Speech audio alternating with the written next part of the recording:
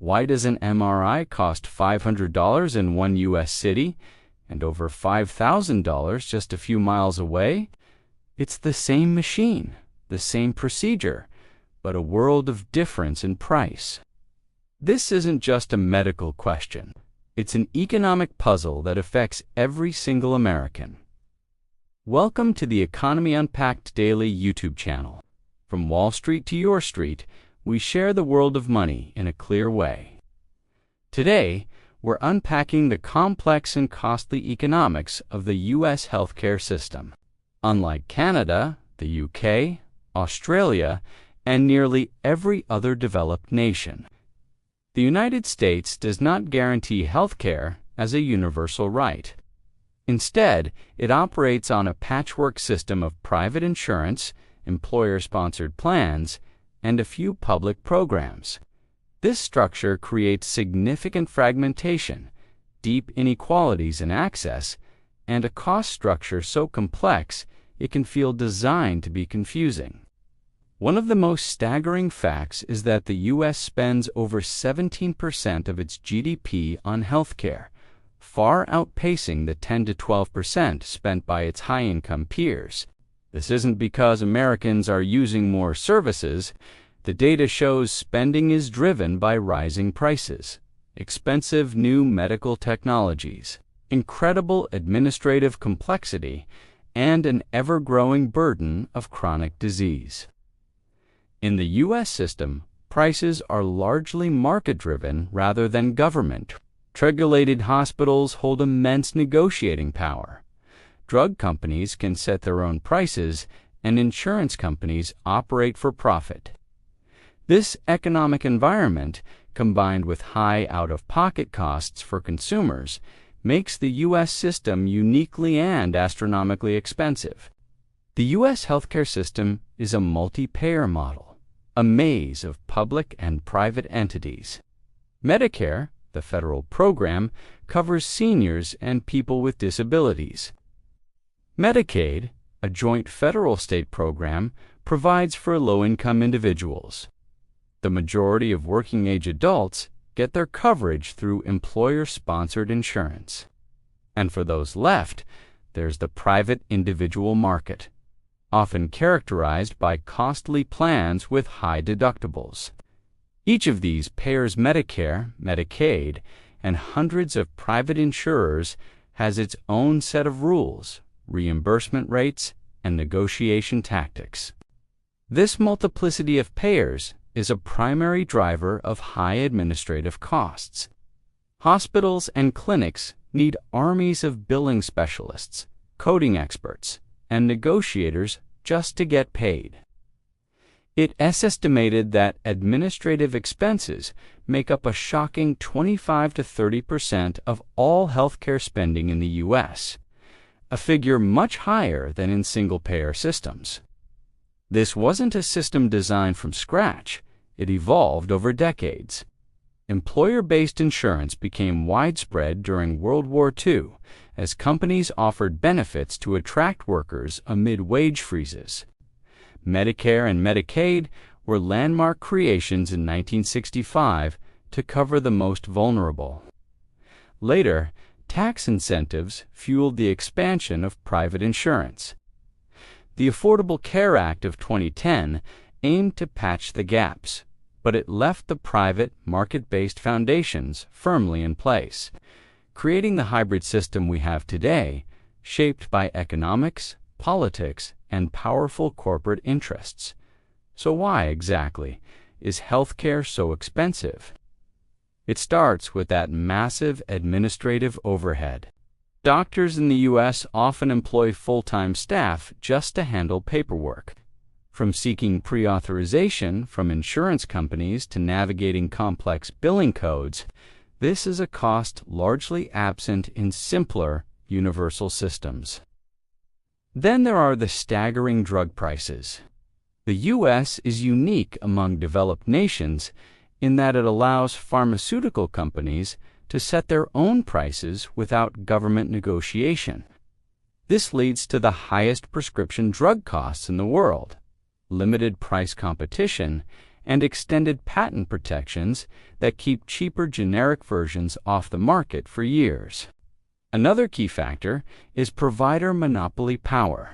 In many regions, large hospital systems have bought up smaller clinics and competing hospitals, creating local monopolies.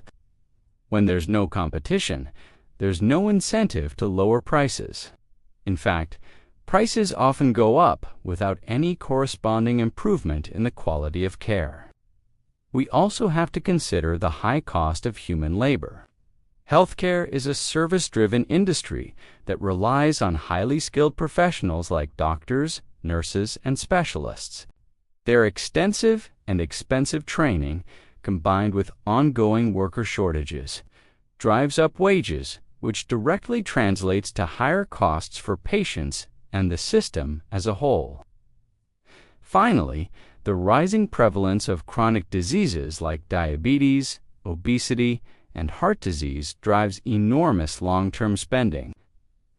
As managing these conditions requires continuous and often costly medical care. To understand the system, you have to understand the economics of health insurance. At its core, insurance is about risk pooling, spreading the potential costs of medical care across a large group of people. But in the U.S., that pool is fragmented into hundreds of smaller pools run by different private insurers.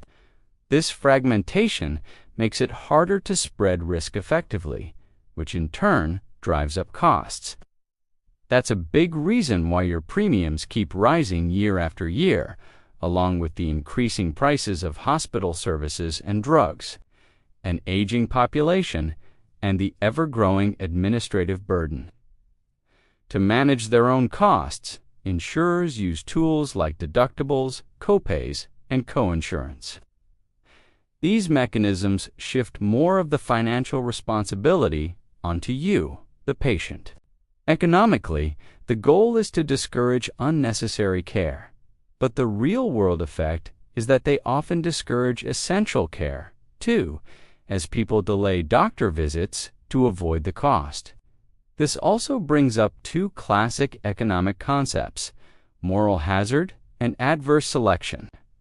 Moral hazard occurs when people with insurance use more health care because they aren't paying the full cost directly, which can lead insurers to raise premiums for everyone. Adverse selection happens when healthy people choose not to buy insurance, leaving the insurance pool sicker and more expensive to cover, again raising costs for those who remain. Now let's talk about hospitals. The price of a procedure isn't based on what it actually costs to perform. It's set through confidential negotiations between hospitals and insurance companies. A massive hospital system with a near monopoly in its region can demand much higher payments from an insurer than a small independent clinic can. This is why the price for the same MRI can vary by 5 or 10 times depending on the hospital and its market power. This trend has been accelerated by the entry of private equity firms, which have been buying up hospitals and physician practices with the goal of generating high returns for their investors. This often leads to more aggressive billing practices, the cutting of less profitable services, and significant price hikes. Among all hospital services, emergency rooms are often the most overpriced category because ERs are legally required to treat patients regardless of their ability to pay. They have a captive audience and can charge exorbitant facility fees on top of the cost of actual medical care. No discussion of U.S. healthcare costs is complete without focusing on pharmaceuticals or big pharma. The U.S. pays by far the highest drug prices in the world. Why? The federal government doesn't negotiate prices for programs like Medicare Part D. Patent protections allow brand-name drugs to dominate the market without competition for years. And pharmaceutical companies spend billions on marketing with those costs passed directly on to consumers. The industry argues that these high prices are necessary to fund the expensive and risky process of research and development for new life-saving drugs. However, critics point out that a significant portion of revenue goes not to R&D, but to marketing, stock buybacks, and executive salaries. The pharmaceutical industry is also one of the most powerful lobbying forces in Washington, D.C., spending hundreds of millions of dollars each year to influence regulations and fight proposals for price controls or patent reform. While costs are a major problem, technology and innovation offer a glimmer of hope.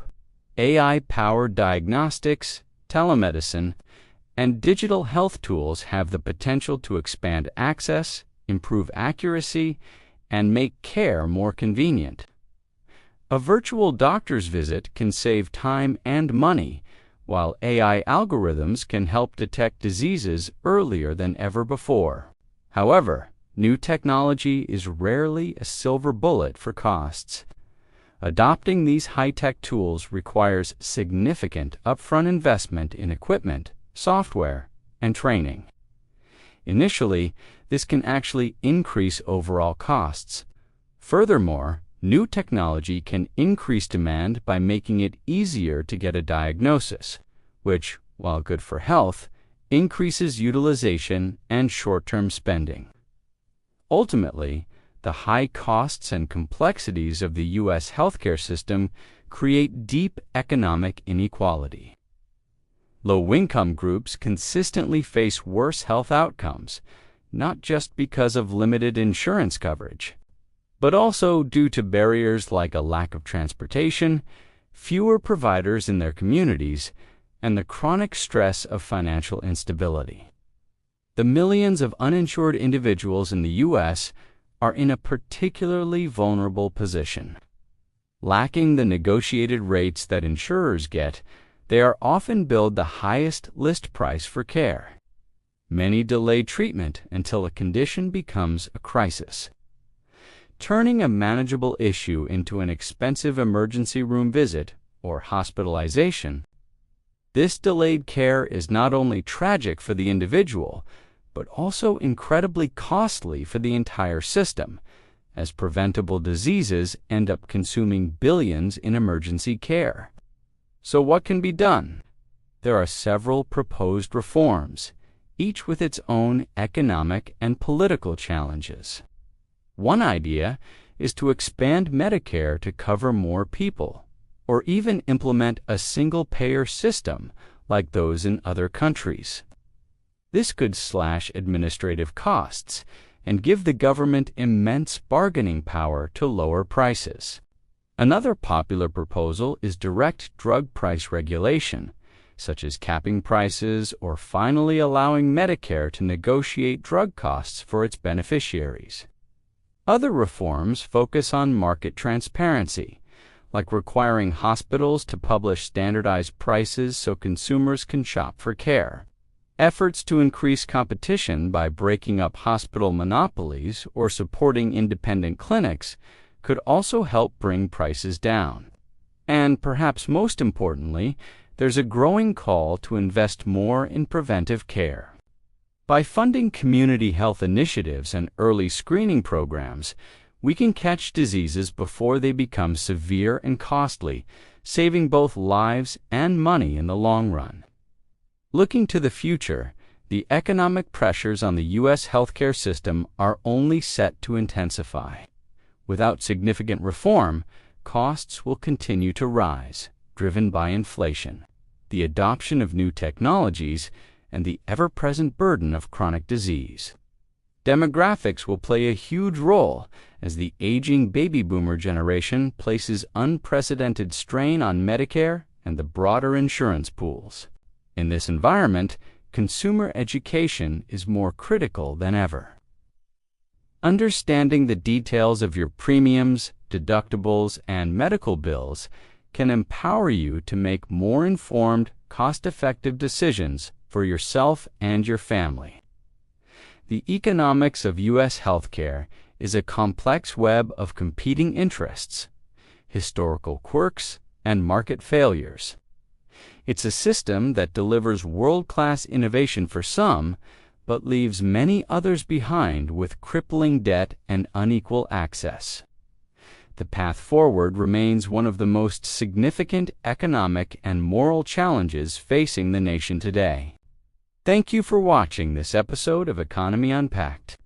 If you found this video insightful, please give it a thumbs up, subscribe to our channel, and hit the notification bell so you never miss an update. We'll see you next time.